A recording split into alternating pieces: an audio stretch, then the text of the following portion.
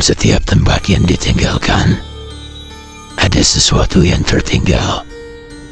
Sebuah kisah, sebuah bayangan, atau mungkin sebuah kutukan. Selamat datang di channel Dongeng Misteri. Berani dengarkan hingga akhir, karena cerita ini mungkin akan menghantui tidurmu. Kisah horor Hantu Baju Merah.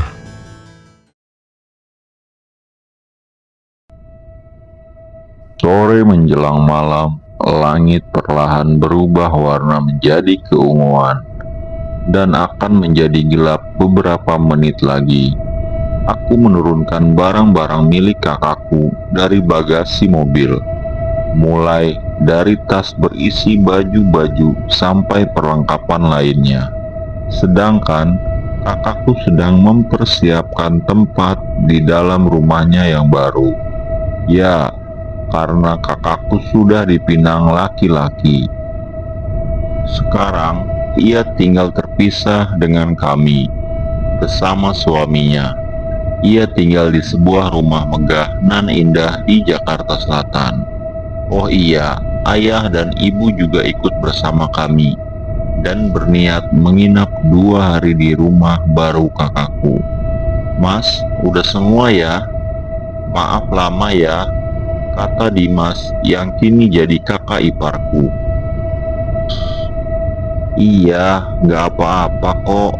Mau dimasukin sekarang ya? Tanyaku yang langsung mengambil tas dan beberapa barang milik kakakku.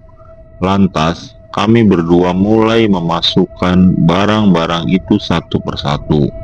Tak butuh waktu lama, barang-barang itu sudah selesai dimasukkan karena memang tidak banyak. Tapi beratnya lumayan untukku. Setelah selesai rapi-rapi, aku sholat maghrib dengan ayah dan Dimas di masjid.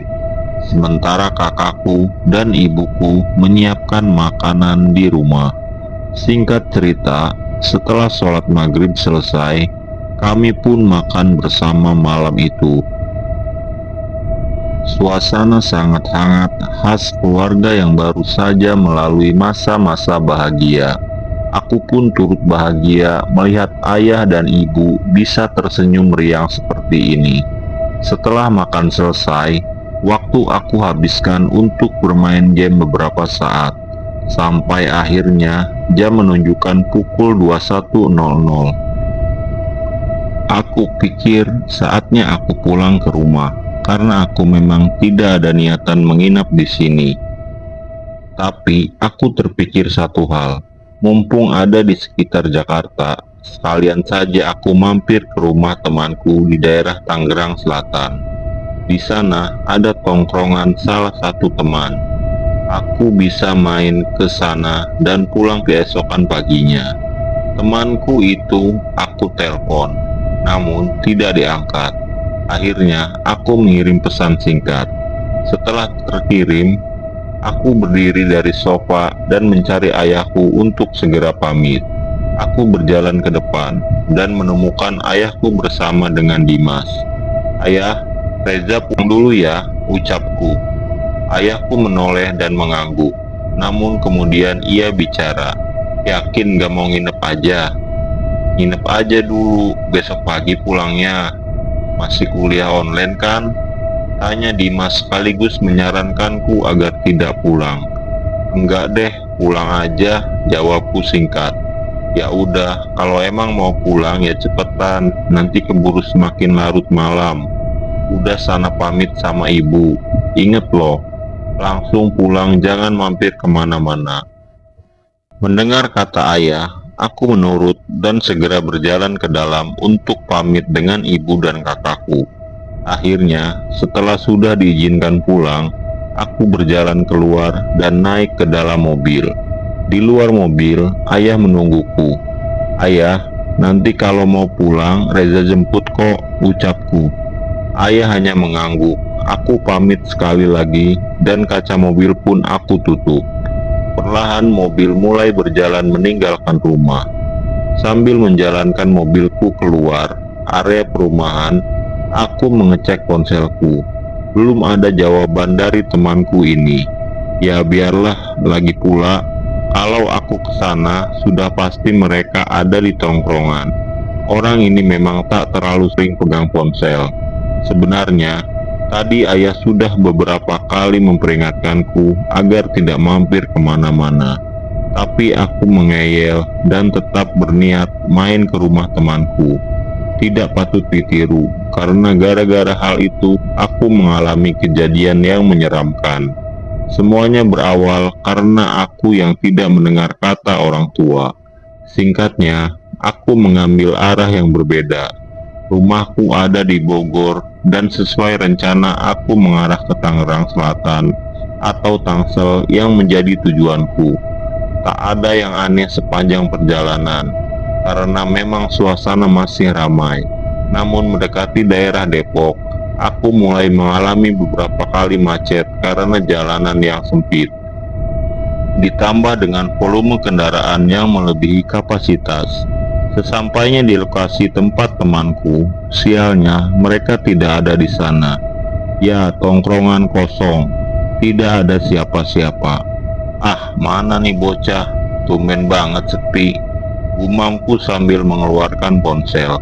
Aku lihat anak-anak itu belum membalas pesanku. Untuk lokasi tongkrongannya sendiri berbentuk semacam saung atau gazebo sederhana, namun luas untuk 6-8 orang. Di sekitarnya masih agak sepi, karena agak jauh dari perkotaan. Tepat di belakang saung ada kebun singkong, dan di depannya ada jalan kampung, ditambah sebuah warung yang sudah tutup di seberang jalan. Karena jalan ini tidak terlalu lebar, aku memilih memarkirkan mobil di pinggir jalan. Aku keluar mobil dan duduk di saung untuk menunggu mereka. Aku nyalakan sebatang rokok untuk menemaniku, karena memang suasananya sangat sepi, sunyi. Padahal sekitar 50 meter ke samping sudah ada rumah-rumah warga. Bahkan orang lewat pun sejak tadi tidak ada. Jam menunjukkan pukul 23.15. Aku lantas berniat menunggu temanku sampai pukul 23.30. Disinilah kejadian menyeramkan itu terjadi. Semua bermula ketika aku sedang asyik bermain game. Mula-mulanya aku tidak terlalu menyadari, namun akhirnya aku bisa merasakan apakah itu sebuah bau busuk, disertai hawa dingin yang sangat menusuk tulang. Padahal sebelumnya tidak. Aku melihat ke bawah saung, karena pikirku ada bangkai tikus atau binatang lainnya, tapi tidak ada. Dan kalau aku rasakan lebih jelas lagi, sebenarnya sumber dari bau busuk itu tidak jelas. Awalnya berasal dari bawah saung. Aku menunduk ke bawah saung, bau itu pindah ke samping. Aku lihat ke samping, baunya pindah ke atas. Sampai akhirnya, aku tak peduli lagi. Aku lanjut main game sambil menahan bau itu. Dan setelah selesai main game, aku berniat masuk ke mobil dan menunggu di sana. Karena memang tidak bisa ditunda. Hal aneh kembali terjadi. Kini bulu kuduku terasa merinding. Bukan merinding biasa, tapi kali ini benar-benar merinding. Merinding yang berbeda. Merinding hebat. Belum pernah aku seperti ini. Tak selesai sampai di situ, samar-samar mulai terdengar suara bayi menangis. Dari mana asal bayi menangis? Aku pikir itu bayi milik salah satu warga, atau justru suara kucing mengeong. Jujur saja, sudah tidak enak rasanya berada di sini. Aku juga sudah merasa ada yang tidak beres. Suara bayi menangis itu cukup lama dan terdengar dekat. Aku sesekali menoleh ke kanan kiri mencari sumbernya. Saat menoleh ke kiri, yang merupakan area kebun singkong, sekelebat aku melihat ada seseorang berdiri di sana. Perempuan, tapi ketika aku menoleh lagi, tidak ada siapa-siapa. Ya, sudah makin tidak beres. Tapi bodohnya aku tetap bertahan di sana. Aku tahu aku sedang diganggu, mulai dari bau busuk, suara bayi, dan sekilas penampakan perempuan. Namun, saat itu justru aku seperti menantang. Aku anggap tidak ada apa-apa dan lanjut main sambil berharap ada warga atau temanku yang datang ke sini. Di tengah suara tangisan bayi, samar-samar aku mendengar suara, "Abang!" Suara itu memanggilku. Suara yang lemah dan lirih, sedikit terdengar seperti menangis. Lantas, dengan santainya aku menoleh ke arah kebun singkong. Dan sampai sekarang, aku sangat menyesali keputusanku. Waktu itu, karena saat menoleh, aku dikagetkan dengan penampakan sesosok perempuan berbaju merah dengan wajah menyeramkan. Perempuan berbaju merah itu wajahnya pucat, matanya merah, dan rambutnya berantakan tak karuan. Di tangannya, ia menggendong bayi yang sejak tadi menangis, dan di kakinya terdapat darah mengalir seperti baru melahirkan. Dia menatapku dengan tatapan dingin. Mulutnya tersenyum lebar, membuatnya semakin jadi ketakutan. "Astagfirullah," gumamku. Aku tidak langsung kabur, melainkan aku malah diam mematung melihat sosok itu, seolah-olah badanku kaku. Sosok itu kemudian membuka mulutnya, memperlihatkan gigi-giginya yang hitam. Kemudian mulai terdengar suara tertawa yang khas, diikuti suara tangisan bayi yang masih terdengar. "Setan!" Aku melompat dari saung dan buru-buru berjalan ke mobil, membuka pintu mobil dan segera menghidupkan mesin. Dari dalam mobil, aku tidak melihat sosok itu lagi. Namun, suara tawa dan suara tangisan bayinya masih terdengar. Aku lantas menyalakan mobil. Saat lampu depan mobilku menyala, aku kembali dikagetkan saat tiba-tiba sosok perempuan berbaju merah itu sudah berdiri persis di depan mobilku, dengan ekspresi wajah yang sama, menyeramkan seperti tadi. Tanpa pikir panjang, aku injak pedal gas dan menabraknya. Mobil aku pacu dengan kecepatan tinggi sambil mulutku terus mengucap istighfar. Aku melaju melalui rumah-rumah warga yang anehnya tidak terlihat satupun warga yang berada di luar rumah. Tapi aku tidak peduli. Aku harus menumpukan tempat ramai untuk menenangkan diri. Aku terus melajukan mobilku secepat mungkin. Jalanan sepi dan ini jadi saat yang tepat untuk melarikan diri dari sini. Nafasku terus memburu, keringat mengucur deras membasahi wajahku. Ada rasa cemas dan takut menghantui, terutama dengan sosok itu yang aku takutkan dia masih mengejar. Aku berharap menemukan warung atau apapun itu di pinggir jalan untuk sekedar menenangkan diri. Akan tetapi, di sini benar-benar sepi. Aku tidak mengerti. Pos ronda pun tidak ada siapa-siapa. Semua orang sudah masuk ke rumahnya masing-masing dan mungkin sudah tertidur. Jalan yang kulalui ini jaraknya hanya 1-2 km sampai ke kawasan jalan raya. Akan tetapi, entah kenapa rasanya lama sekali. Hingga yang aku khawatirkan pun terjadi. Akhirnya, aku mulai merasakan kalau sosok itu masih mengikutiku sampai saat ini. Karena aku mulai mencium aroma busuk yang sama seperti di tempat tadi. Aroma busuk bercampur amis darah. Aku segera menyalakan musik dan memutarnya dengan suara keras. Karena aku tidak mau kalau nantinya ada suara-suara aneh yang muncul dari belakang. Spion tengah pun aku putar arahnya agar aku tidak bisa melihat ke belakang. Apapun yang ada di jok belakang, aku tidak mau lihat. Setelah menyetir cukup lama, yang bahkan seharusnya cepat, aku sampai di jalan raya yang ramai. Disinilah aroma itu mulai menghilang. Karena suasana sudah ramai kendaraan dan orang di sekitar jalan, aku memberanikan diri menoleh ke belakang dan tidak ada siapa-siapa di sana. Aku pun lega dan bersyukur. Singkat cerita, aku sampai di rumah dengan selamat. Aku parkirkan mobil di depan rumah seperti biasa. Saat itu rumahku dijaga oleh bibiku yang sedang menginap. Bibiku ini memiliki anak perempuan kecil berumur sekitar 3 tahun. Dan disinilah kejadian aneh kembali terjadi. Anak bibiku itu langsung menangis ketakutan saat melihat aku. Ia berlari menuju ibunya. Anak itu sama sekali takut dan tidak mau melihat ke arahku lagi.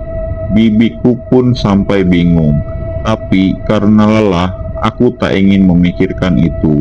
Aku segera mandi untuk lekas beristirahat. Aku sudah merasa lebih segar setelah mandi, tanpa melakukan apa-apa lagi. Aku masuk ke kamar dan merebahkan badan. Entah kenapa, badanku jadi sedikit lemas sekarang. Aku memutuskan untuk memejamkan mata dan mulai untuk tidur. Tak butuh waktu lama, aku benar-benar terlelap entah beberapa menit setelah aku memutuskan untuk tidur. Akan tetapi, tidak semudah itu. Sosok perempuan berbaju merah itu kembali menghantuiku, kali ini melalui mimpi. Wajah menyeramkannya, rambutnya yang acak-acakan, dan kulit pucatnya terbayang jelas dalam mimpiku. Kalau aku bisa bangun, aku lebih memilih untuk segera bangun. Sesuai harapan, aku akhirnya bangun dari tidur dengan mudah. Kenapa aku bisa terbangun? Karena ada suara perempuan tertawa di dalam kamarku. Suara tertawa itu sangat nyaring dan cumik telinga, seperti suara tertawa hantu di film-film. Jelas sekali, saat aku buka mata, si perempuan berbaju merah itu kembali menampakkan wujudnya. Dan kali ini di kamarku. Dia sedang duduk di atas lemari dengan kepala menunduk, kakinya mengayun-ngayun, dan bayi itu masih ada di tangannya. Sama seperti di mobil, bau busuk kembali terasa menyengat. Aku ingin kabur, tapi tidak bisa. Tubuhku tidak bisa bergerak. Tubuhku kaku dan tidak bisa bangun dari posisi tidur ini. Leherku tidak bisa menoleh, seakan aku dipaksa untuk terus menatap sosok menyeramkan itu. Sampai akhirnya, sosok itu mengangkat kepalanya dan menoleh ke arahku. Dengan sorot mata yang menyeramkan, dia menatapku. "Lihat saya, Mas." Suara lirih dari sosok itu terdengar menggema di telingaku. Aku ketakutan bukan main. Ingin menangis aku rasanya. Maka, satu-satunya yang bisa aku lakukan adalah menutup mata agar tidak melihatnya. Akan tetapi, ketika menutup mata, sosok itu malah semakin jelas tergambarkan di alam bawah sadarku. Sekarang aku benar-benar dikuasai oleh makhluk halus ini. Mau tak mau, aku kembali membuka mata. Betapa kagetnya aku saat membuka mata, dia sudah duduk tepat di pinggir ranjangku. Duduk membelakangiku. Aku ingin teriak, tapi mulut ini seperti dikunci rasanya. "Ya Tuhan, tidurkanlah hamba. Lebih baik aku pingsan," gumamku dalam hati saking ketakutannya. Suara tertawa itu mulai terdengar pelan. Semakin pelan, semakin akhirnya berubah menjadi suara menangis. Yang bisa aku lakukan hanyalah membaca doa dalam hati, berharap ia bisa segera pergi hilang dan lupakan dari benakku. Namun, nyatanya tidak demikian. Dia tetap di sana sambil terus menangis. Bau busuk semakin tercium. Tak tahan rasanya. Sudah dibuat takut dengan wujudnya, diberi bau tidak enak pula. Sosok perempuan ini seakan ingin menemaniku sepanjang malam. Betapa sialnya aku. Kalau perempuan asli sih tidak apa-apa. Kalau yang ini lebih baik aku pingsan. Singkat cerita, selama 3 jam, dari pukul 01.00 sampai 04.00, aku terus bersama makhluk halus ini. Dia tidak mau pergi, dan tubuhku tidak bisa bergerak semalaman itu. Dan selama itu juga aku berduaan perempuan menyeramkan itu. Apakah itu kuntilanak? Entahlah. Yang jelas, makhluk itu langsung menghilang menjelang azan subuh berkumandang. tubuhku pun kembali normal seperti semula. Aku lantas segera ambil air wudhu, kembali melaksanakan sholat.